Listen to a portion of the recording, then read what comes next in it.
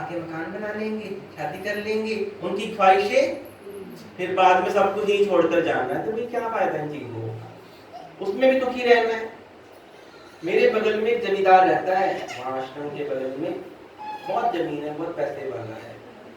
तो जब आएगा आश्रम में, बाबा जी साड़ी रोटी मसी चलती है, आटी रोटी मसी चल दी है।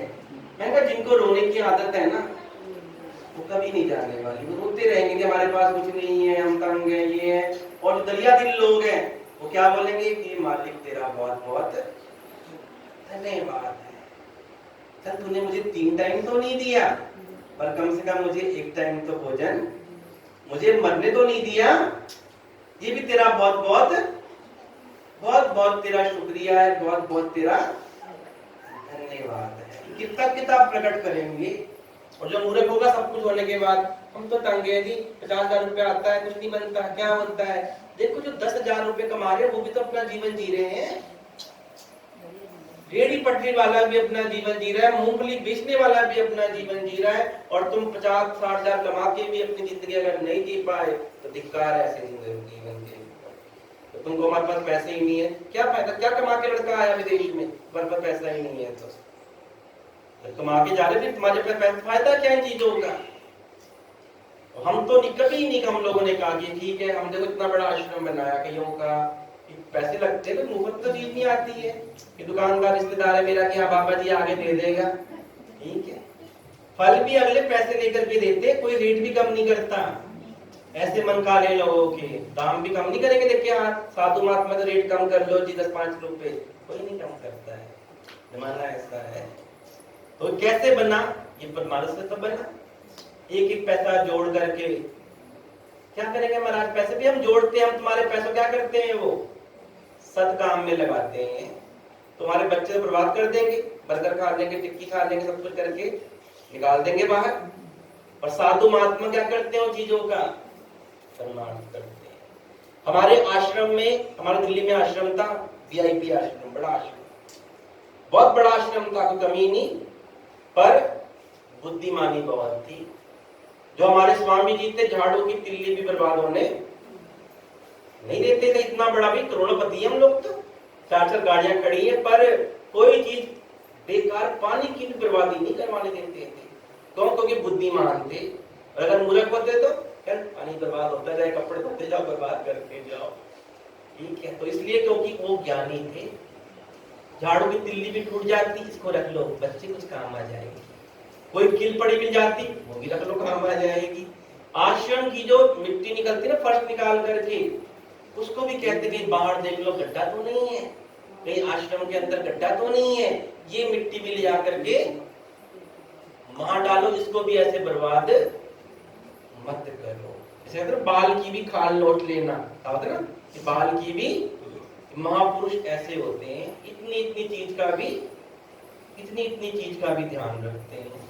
एक बार एक लड़का है, उसने थोड़ा सा आटा गिरा दिया, और गिराने के बाद पैर मार दिया, वो आटा मिट्टी के अंदर गिर गया। तो उन्होंने उसको 1 घंटे धूप में खड़ा रखा, उसके माँ बाप के सामने।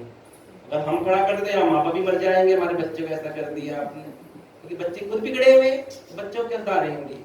उसके माँ बाप ने कहा 2 गलती की है इसने, कहा हमारे आश्रम का आटा बर्बाद किया इसने। ये आटा बेशक मिट्टी में मिल गया था, पर ये चींटी के खाने योग्य था। चींटी इसको खा सकती थी, चींटा इसको खा सकता था, कोई पक्षी इसको खा सकता था, और इसने पैर मार के उसको मिट्टी में मिला दिया।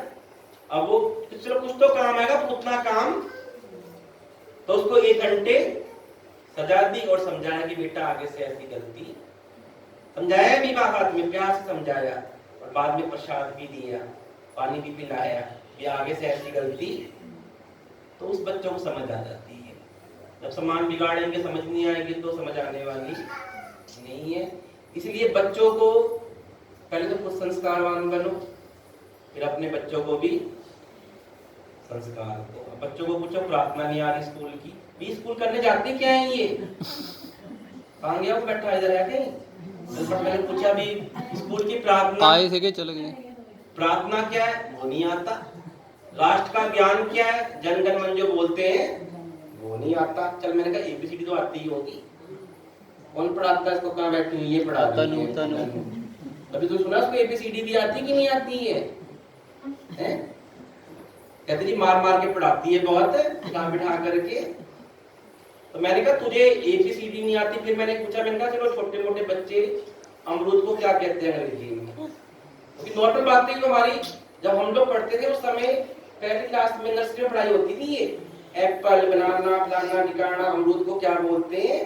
तो मैंने कहा बता अमरूद को क्या बोलते हैं अंग्रेजी में? यही कोई पहाड़ा नहीं, कोई कुछ नहीं, कुछ तो आए। और बच्चों को पढ़ा रहे प्राइवेट स्कूल में, बड़े स्कूलों में। पूछो भी जाकर के उनसे भी, हमारा बच्चा स्कूल भी आता है, पढ़ता भी है कि नहीं पढ़ता है? ये नहीं कि बस भेज दिया, यहाँ तक जिम्मेवारी नहीं होती है। हमारे बच्चे, हमारे माँ बाप थे स्कूल में फोन करके, हाँ हमारा बच्चा कैसे पढ़ रहा है, क्या हो रहा है, कितने नंबर लेके आ रहा है, सतर्क थे। हर बात में सतर्क होना पड़ता है। तो इसलिए मैं तो हैरान, मैंने कहा राष्ट्रगान, मुझे इतनी उम्र हो गई है, हमने बचपन में पढ़ते थे हम लोग, जनगण मन अधिनायक थे। फिर मैंने कहा तुम्हारे स्कूल में प्रार्थना कौन सी है? चलो और बात छोड़ो, प्रार्थना रोज करते हैं बच्चे, जो प्रार्थना होती है रोज करते हैं। मैंने कहा कौन सी प्रार्थना होती है स्कूल में भाई? वो भी नहीं पता क्या है प्रार्थना भी तुम्हें। और हमें अभी तक याद है, हमारे बोलते थे ए मालिक तेरे बंदे हम।